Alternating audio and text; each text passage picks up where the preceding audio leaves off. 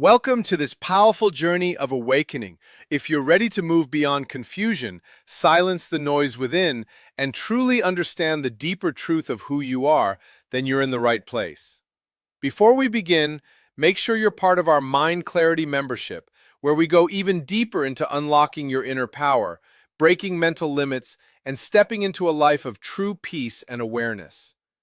What if everything you've been fighting to fix in your life was never the real problem, but the prison you never realized you were living in? What if the stress, the need to prove yourself, the constant inner noise, all of it comes from listening to the wrong voice inside you? And what if, in this very moment, you already hold the key to step out of it? Because the truth is, there are two versions of you, and only one of them knows how to set you free. I want to share what I see as one of the most powerful truths that runs through many spiritual teachings, no matter where they come from. There's a simple story that captures it beautifully. Imagine a village where invaders have come through and taken many of the men, especially the warriors, and locked them in a prison camp right in the middle of that village. The people who remain know their loved ones are trapped there, suffering. The first man who steps forward to help is very wealthy. He goes to those in charge of the prison and says, "I've heard the prisoners don't have clean water. Let me use everything I own to purify their water and make sure they stay healthy." His request is accepted. He gives all he has for this cause, and he feels fulfilled, like he has truly done what he came here to do. The second man learns that the prisoners are sleeping on cold, hard ground. They have no blankets, no comfort at night, so he offers everything he owns to provide them with beds and warm coverings. Again, he is allowed to help, and he walks away believing he has completed his purpose. The third man sees that the food being given is barely enough, just simple, poor-quality meals. He says, "I have land. I can grow real food. Let me feed them properly." He dedicates his life and resources to nourishing them, and he too feels satisfied that he has made a meaningful difference. All three of these men have done something good. They have eased suffering. They have made life inside that prison more bearable. But then there is a fourth man. He doesn't operate from the same level of thinking. He sees things differently. Instead of improving the conditions inside the prison, he quietly finds where the keys are kept. One night he goes there, unlocks the doors, and sets everyone free. This story points to something deeper. At a basic level of awareness, we try to make our struggles more comfortable. And there's nothing wrong with that. Many of us have learned to live that way, to accept discomfort as long as it's manageable. But there are others who realize something more. The goal isn't to suffer comfortably. The goal is to step out of the prison altogether. There are keys, and those keys exist within us. One of the ideas that deeply shaped my understanding is this: your life is like being born into a massive mansion with 1,000 rooms. But from the moment you arrive, you're placed in just one room. That room is everyday human awareness. What you've been taught is normal, possible, and real. You're told that the only way you entered this room was through birth, and the only way to leave it is through death. So you spend your entire life inside it, never questioning that there might be 999 other rooms waiting for you. But what if that's not true? What if it's possible to move beyond that one room while you're still alive? What if you could explore entirely new levels of awareness, new ways of experiencing life, without waiting for the end? To do that, something has to change. You have to let go of the limitations you've accepted as facts, those quiet beliefs about what you can and cannot do, what is possible for you and what isn't. You have to rewrite your agreement with reality. Every belief you carry right now came from somewhere outside of you. It came from what you were told, what you saw, what you experienced growing up. And because it came from outside, there's always a small part of you that doubts it. That doubt isn't wrong, but it keeps you confined. Because whatever you focus on expands. If your thoughts are filled with uncertainty, then uncertainty grows. So the real shift is moving from belief to knowing. Belief is something you accept. Knowing is something you experience. Think about something simple, like swimming. No one truly knows how to swim just by hearing about it or watching others. You can listen to instructions, observe techniques, even study it, but until you get in the water yourself, you don't actually know. The moment you experience it directly, everything changes. That knowing stays with you. You don't forget it. Life works the same way. Real transformation doesn't come from collecting ideas or believing what others say. It comes from direct experience, from stepping beyond what you've been told and discovering something for yourself. And once you do, you realize something powerful. The prison was never truly locked. The limits were never absolute. The keys were always there. You just hadn't reached for them yet. That's the difference between living inside the system you were given and stepping beyond it. And that's where everything begins to change. There was a time when my daughter had these small, flat bumps on her skin for years. More than 4, actually. They started around her mouth and nose, but slowly they spread upward toward her eyes. We kept being told the same thing wherever we went. Don't worry, they'll go away on their own. She'll outgrow them. But months turned into years and nothing changed. In fact, it seemed like they were getting worse. One day, we were visiting a friend of mine who happened to be a dermatologist in Kihei. While we were there, I asked him if he could take a look at her. He brought out a bright examination light, leaned in close and said, "These are flat warts." She hated that word. She didn't like calling them that at all. She always referred to them as her bumps. Then he said something interesting. He told her, almost casually, "The good news is, by the time you get married, they'll be gone." She was only 7.5 at the time, probably wondering why this grown man was even talking about marriage. But then he added something more meaningful. He explained that there wasn't really a treatment they could use, no safe way to remove them without risking scars, and no medicine that would guarantee results. But what he said next stayed with us. He told her that the ability to heal was already inside her, that if she could somehow connect with that inner capacity and even begin to speak to these bumps, ask them to leave, in her own way, she might be able to get rid of them faster than anything he could offer. That was the essence of his advice. That night, we went back to where we were staying. There were other kids around as usual, and eventually everyone settled in. Later, I walked into the bedroom and saw her lying on her air mattress in the corner, completely under the covers. There was a soft glow coming from underneath. I lifted the blanket slightly and saw she had a flashlight with her. I asked gently, "Are you okay?" She whispered, "Shh, I'm talking to my bumps." I smiled, closed the blanket, and walked out. I went to my wife and said, "You won't believe this. She's actually in there talking to them."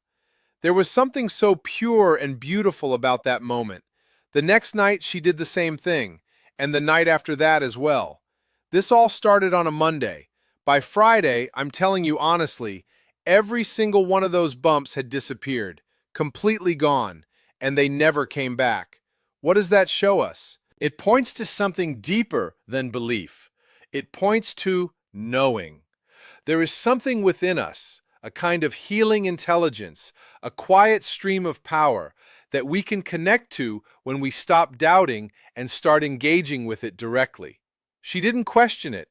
She didn't overthink it. She simply did it, and that made all the difference. There's something in that innocence, that certainty, that direct connection. When you move beyond just hoping or believing, and you step into a place where you actually experience it for yourself, that's when things begin to shift in ways that logic alone can't explain. That same potential exists in all of us. Think about electricity for a moment. People sometimes say that centuries ago there was no electricity, but that's not really true. It was always there. We just hadn't learned how to connect to it yet. The power existed long before we discovered how to use it. In the same way, There is a kind of healing energy available to all of us. It's always present. The difference is whether we choose to connect with it or not. When we tap into it with certainty, not hesitation, not doubt, but a deep inner knowing, we move to a completely different level within ourselves. Inside every human being, there are really two sides operating at the same time. One is what we usually live from, and the other is what we rarely listen to. The first is what you might call the ego. It's the part of you that sees itself as separate from other people, from life, even from something greater than yourself. It's always comparing, always measuring. It defines your worth by what you have, how you look, how successful you appear, how much you've achieved. It's constantly asking, "What's mine?" and "How do I get more?" It lives in competition and separation. But there's another part of you as well, a quieter one, a deeper one. You could call it your higher self or your sacred self. This part doesn't care about status, possessions, or proving anything to anyone. It's not interested in being better than someone else. It's not chasing validation. It wants one thing: peace. That's it. Not control, not dominance, not approval, just peace. The challenge is, we don't listen to this part very often. Most of the time, the ego is louder. It pushes us to argue, to defend ourselves, to prove that we're right.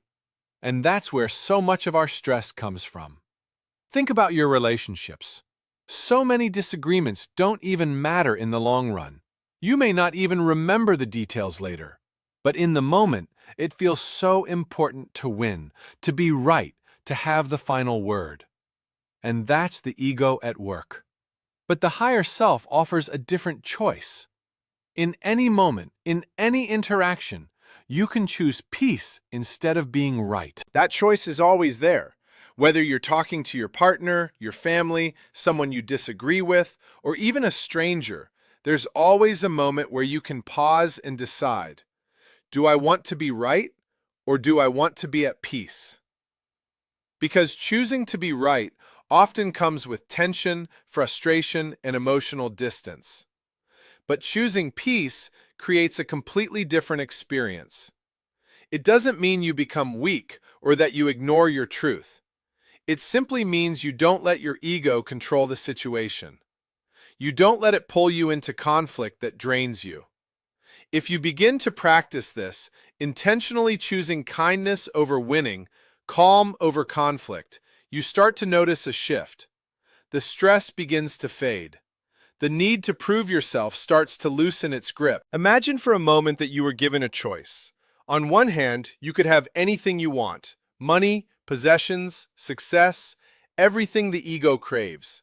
On the other hand, you could choose something else: the ability to feel peaceful, no matter what happens, for the rest of your life.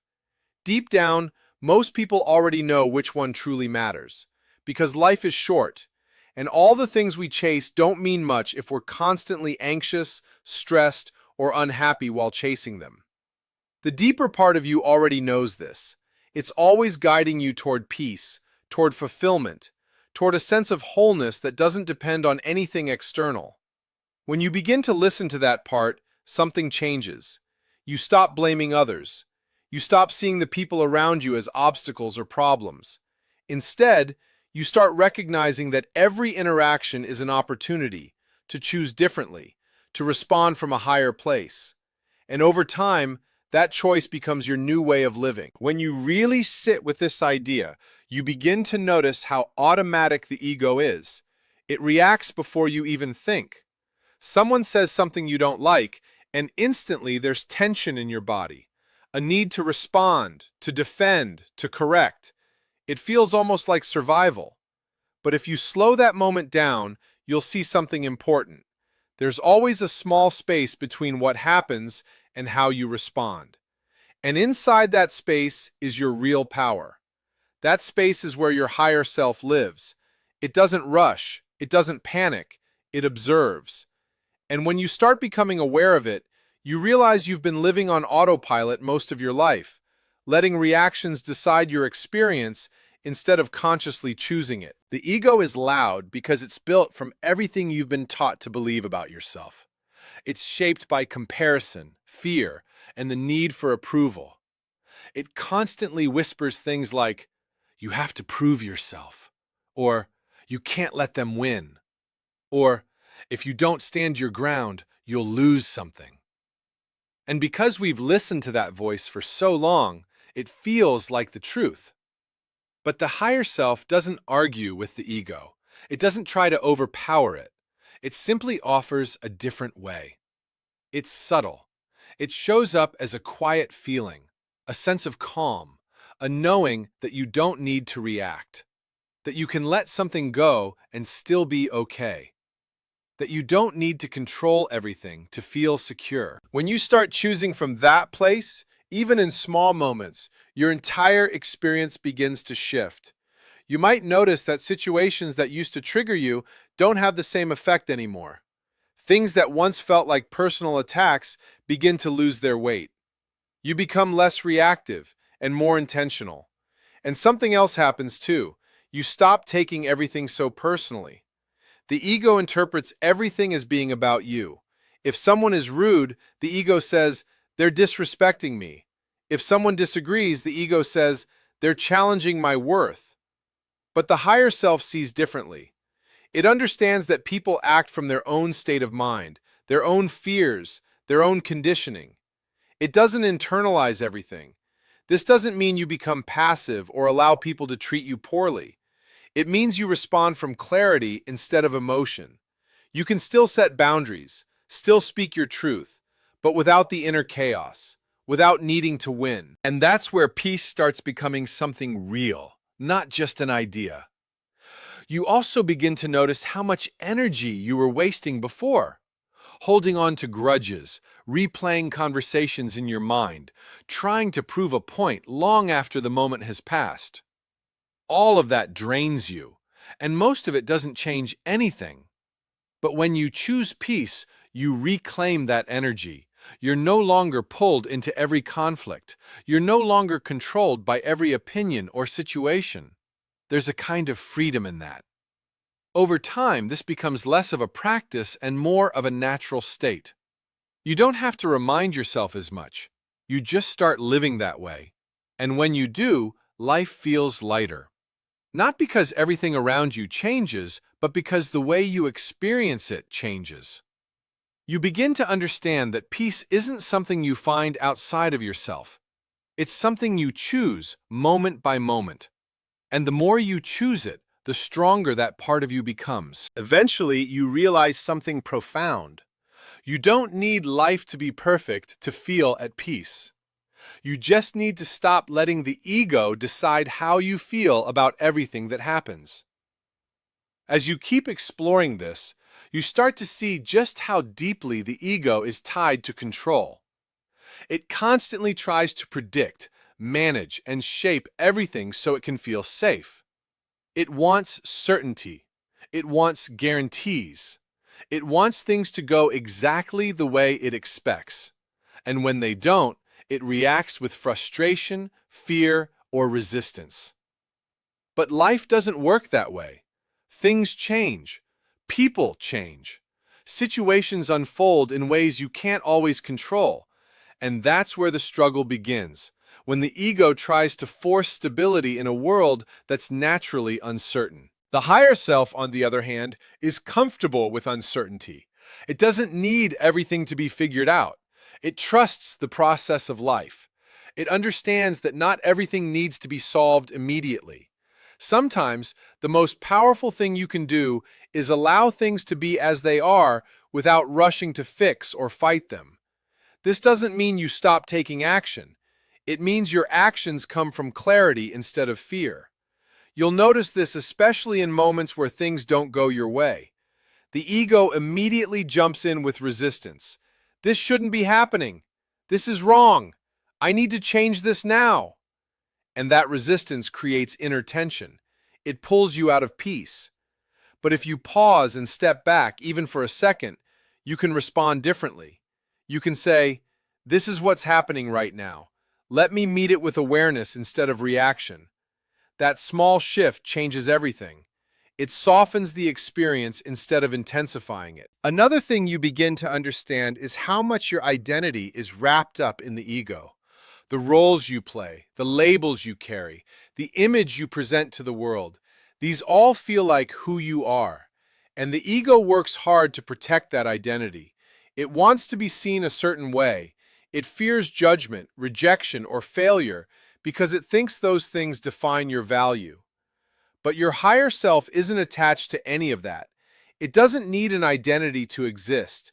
It's already whole. It doesn't need validation because it isn't questioning its worth. As you connect more with that part of yourself, you start letting go of the need to constantly manage how others see you. You become more authentic, not because you're trying to be, but because there's less fear holding you back. You're not performing anymore. You're just being. This also changes how you experience success and failure. The ego sees success as proof of worth and failure as a threat to it. That's why it celebrates one and fears the other. But the higher self doesn't define you by outcomes. It sees both as experiences, as part of growth, not as something that adds to or takes away from who you are. So when something doesn't work out, instead of collapsing into self-doubt or frustration, you stay grounded. You learn, you adjust, and you move forward without carrying unnecessary emotional weight. And as this awareness deepens, you begin to notice silence in a new way. Not just the absence of noise, but a kind of inner stillness. A space where you're not constantly thinking, reacting, or analyzing, just present. That stillness is powerful. It's where clarity comes from. It's where you reconnect with yourself beyond all the noise of the mind. At first, it might feel unfamiliar, even uncomfortable, because you're so used to constant mental activity. But the more you allow yourself to sit in that space, the more natural it becomes. And from that place, your decisions become clearer, your interactions become calmer, and your life begins to feel more aligned. You also start to recognize patterns, how certain situations trigger the same reactions over and over again. The ego thrives on these patterns because they're familiar. Even if they create stress, they feel known. But awareness breaks that cycle. When you see the pattern clearly, you're no longer trapped inside it. And that's where real change happens. Not by forcing yourself to be different, but by becoming aware enough to choose differently. Over time, you realize that peace isn't something fragile that can be easily taken away. It becomes steady. Not because life stops challenging you, but because you're no longer meeting those challenges from a place of fear or resistance.